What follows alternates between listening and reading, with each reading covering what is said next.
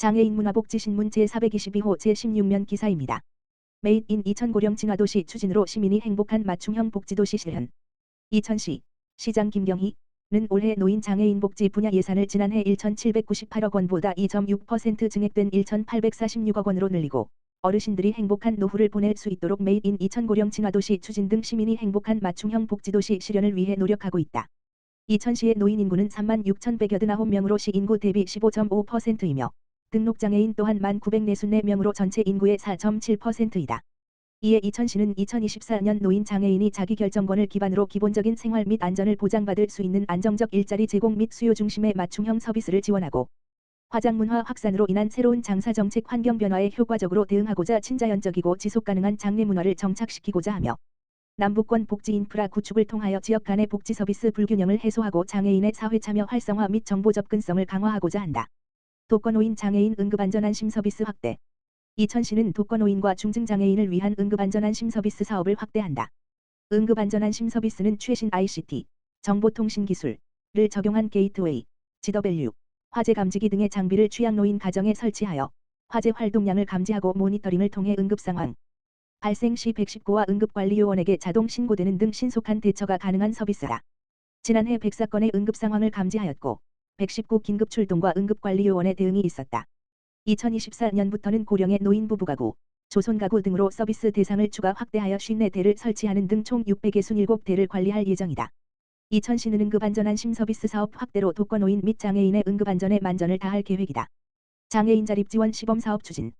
이천시는 장애인의 주거안정과 자립생활 유지를 위하여 주거와 돌봄 서비스를 결합한 장애인 자립주택 사업을 추진한다.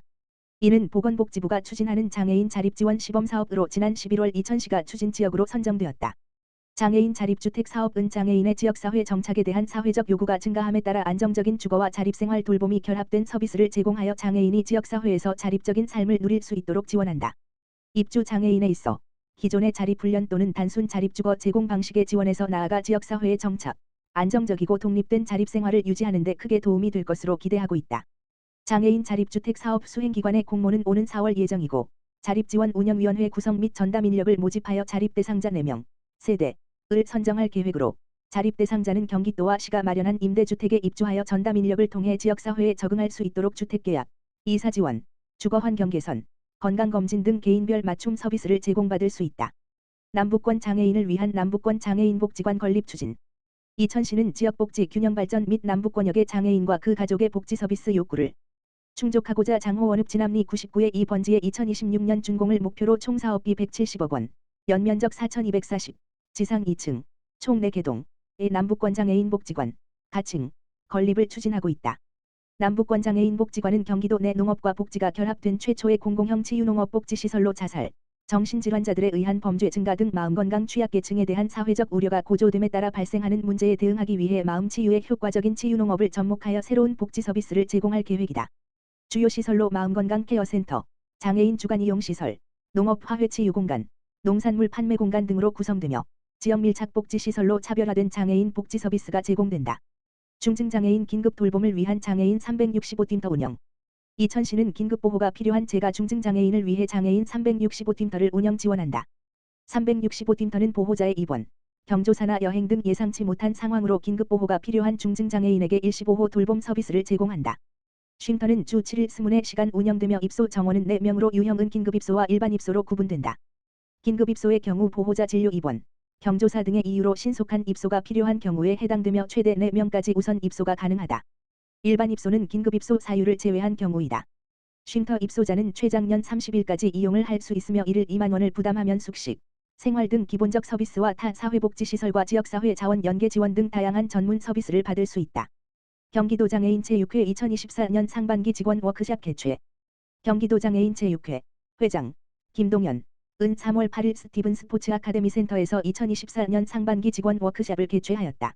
이번 워크샵에서는 장애인 스포츠인 장애인 승마를 직원들이 교육 및 체험을 통해 종목에 대해 좀 더 이해하는 시간을 가졌으며 2024년 경기도 장애인 제6회 화두인 소통에 대해 전문 강사를 초청하여 성격 유형별 리더와 직원의 강점과 단점, 각 유형별 대화법, 갈등 해소 방법 등의 교육을 통해 직원들의 소통 역량을 강화하는 기회를 제공했다.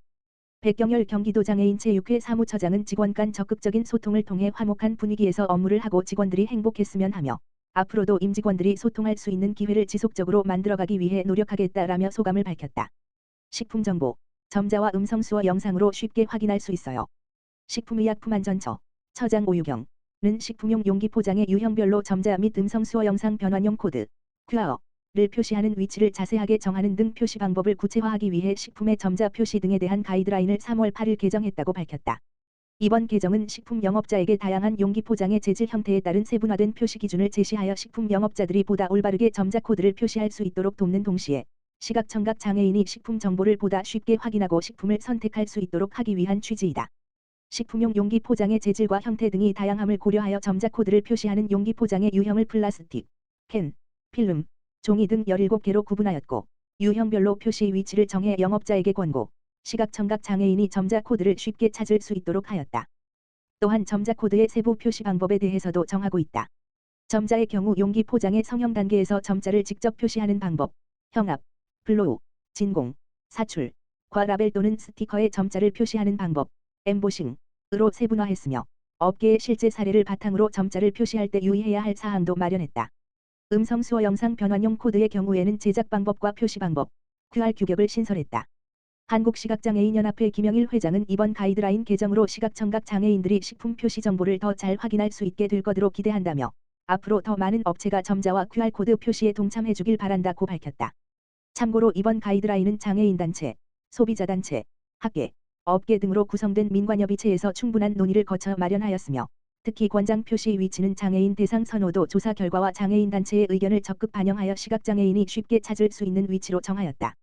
식약처는 앞으로도 시각청각 장애인이 식품 정보에 대한 알 권리를 보장받을 수 있도록 장애인단체와 업계 등 이해관계자와 지속적으로 소통하여 현장 의견을 표시 정책에 적극 반영해 나갈 계획이다. 국민연금공단 장애인 활동 지원 서비스 유공자 표창 국민연금공단 이사장 김태현 은 한국장애인 자립생활센터 총연합회에서 주관하는 2020의 자립생활 IL 컨퍼런스에서 중증장애인 자립생활 지원과 장애인 활동 지원 서비스 제도 발전에 기여한 유공자 5명에게 국민연금공단 이사장 표창장을 수여했다고 6일 밝혔다. 이날 행사는 정부, 국회, 학계, 장애인단체 등 유관기관에서 300여 명이 참석한 가운데 외부 인사 축사, 수상자 소감 영상 시청, 유공자 표창 순으로 진행됐다. 자립생활 IL 컨퍼런스는 2007년 선포된 3월 6일 장애인 자립생활의 날을 기념하기 위해 2008년부터 매년 개최 중인 행사. 공단은 2013년부터 참여하여 장애인 자립생활 지원과 제도 발전에 기여한 유공자를 표창하고 있다. 한편 공단은 장애인 복지기관으로서 그 전문성을 인정받아 2011년부터 장애인 활동 지원 서비스 업무를 수행하고 있다. 이여규 복지이사는 이번 콘퍼런스를 통해 장애로 인한 차별이 없는 사회로 한 걸음 더 다가가는 계기가 되길 희망한다라며 앞으로도 공단은 장애인의 자립생활을 지원함으로써 이들이 완전한 사회 참여가 가능하도록 최선을 다해 노력하겠다라고 밝혔다.